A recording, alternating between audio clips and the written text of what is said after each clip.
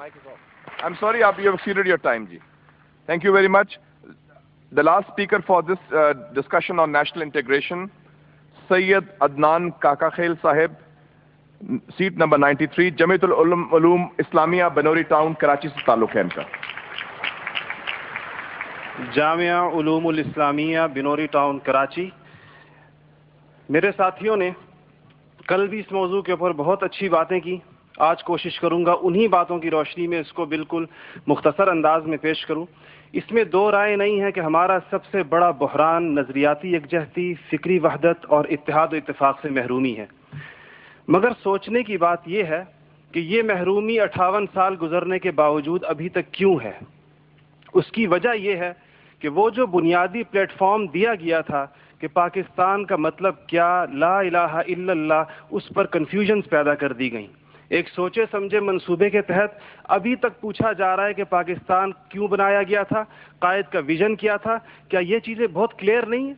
और क्या इस सवाल का जवाब मैं या आप दे सकते हैं या वो नस्ल दे सकती है जिसने तख्लीक पाकिस्तान के खाके में अपने खून से रंग भरा था? ये उनकी रूहों के साथ मजाक है, ये उनकी रूहों के साथ मजाक है, ये उनकी कुर्बानियों का मजाक है कि जी आप तो कट मरे, हमें समझ ही ना आया कि आपका मसला क्या था.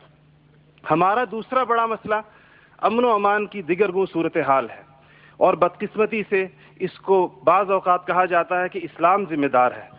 हालांकि कुरान का मुताला बताता है कि सबसे ज़्यादा इस्लाम अमन व अमान के ऊपर ज़ोर देता है. इब्राहीम अलैहिस्सलाम की दुआ तो ज़रा देखिए.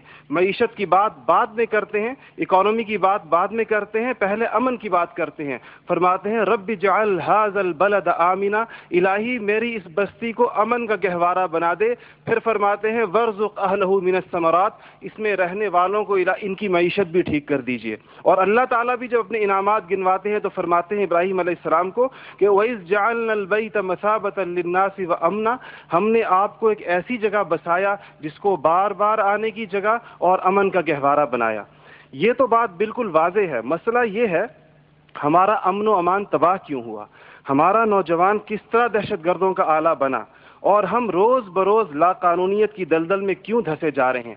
जनाब सदर, नोट करने की बात है कि ये सबक उसको किसी मजहब ने नहीं सिखाया, ये सबक उसको किसी दीन ने नहीं बताया. ये तबकाती तफरीक, इस्तेहसाली निज़ाम, टैलेंट की बेकदरी, तालीमी ढांचे का खोखलापन, बे इंतहा करप्शन और इख्तियारात की नाजायज़ इस्तेमाल वो खौफनाक मसाइल हैं जो नौजवान को इस तरफ लेकर गए हैं. आप ये मसाइल हल कर दीजिए, आप ये मसाइल हल कर दीजिए, फिर देखिए ये नौजवान दहशतगर्द है या अमन पसंद है. हमारा तीसरा सबसे बड़ा मसला जो इस वक्त बहुत अहमियत का हामिल है, जमहूरी रिवायात का फुकदान है. हम अभी तक हकीकी जमहूरी कल्चर और अवामी मैंडेट के एहतराम के माहौल को पैदा करने में नाकाम रहे हैं. टूटती बनती असम्बलियों, इंतखाबी धांधलियों और जनाब सदर अहम कौमी मसाइल में पार्लियामेंट को बाईपास करने की रिवायात ने अवाम का एतमाद मौजूदा पॉलिटिकल सिस्टम से उठा दिया है. इसके लिए हमें अपने उस पड़ोसी मुल्क से सबक सीखना चाहिए जहां से मुशाहिद साहब तशरीफ़ लाए हैं और आप अनकरीब जाने वाले हैं. उनकी और हमारी तारीख़ आज़ादी एक ही है. उनको और हमको हमें और उनको एक जितना वक्त मिला है, मगर उन्होंने अपने यहाँ जमहूरी अक़दार को इतना मजबूत कर दिया है कि हुकूमत कितनी नाकाम साबित क्यों ना हो जाए, कोई भी उस्ताद टूट पड़े, ये नहीं हो सकता कि फ़ौज बैरकों से निकले इक़्तिदार में आकर बैठ जाए. इसी तरह जनाब सदर, मैं ये समझता हूँ कि आज इस हॉल में लगी हुई कायद की तस्वीर आपसे पूछ रही है, आगे आप खड़े हुए हैं कि जनरल तुम तो सरहदों के रखवाले हो, तुमको ईवान इक़्तिदार की राह किसने दिखाई है. और जनाब वाली, जनाब आला, हमारा तीसरा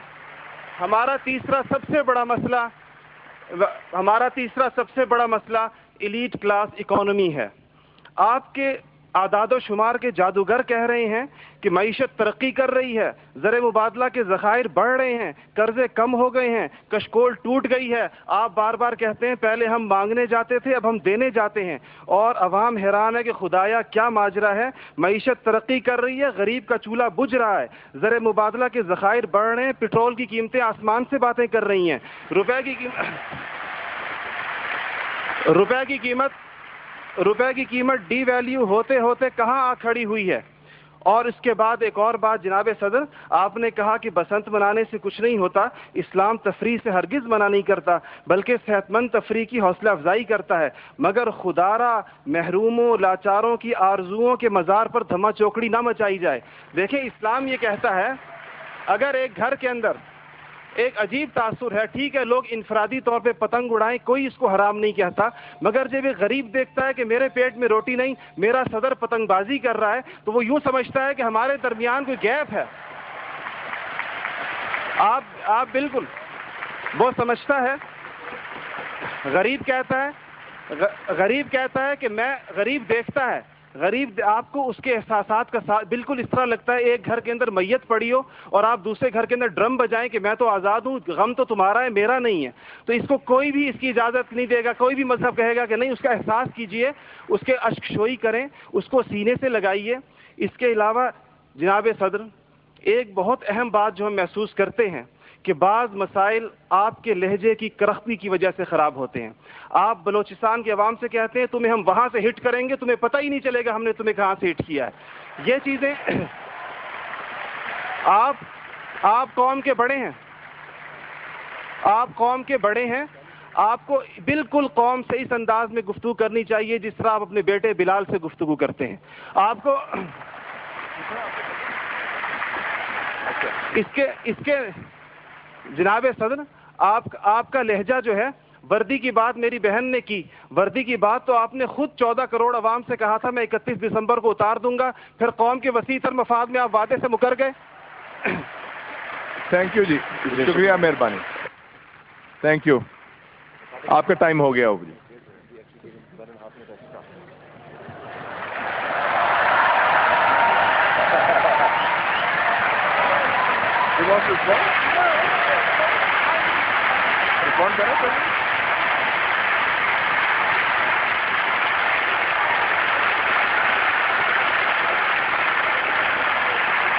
Okay.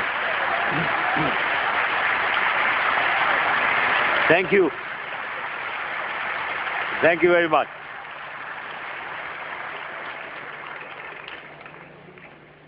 یہ ان مہمان کی کیا کہا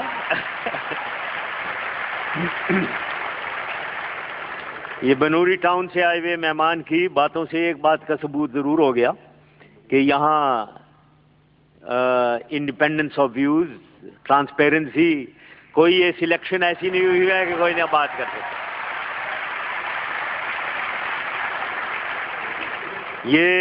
یہ وردی والے ہی نے یہ الاؤ کیا ہے، ورنہ آج سے پہلے کبھی نہیں ہوتا. آج سے پہلے اگر اس طریقے سے کوئی بیٹھا بات کرتا تو اس کا فیوچر کیا ہوتا وہ آپ کو پتا ہونا چاہیے. تو اس وردی والے ہی نے آپ کو اجازت دی کہ آپ کھل کے بولیں، خیالات کا اظہار کریں.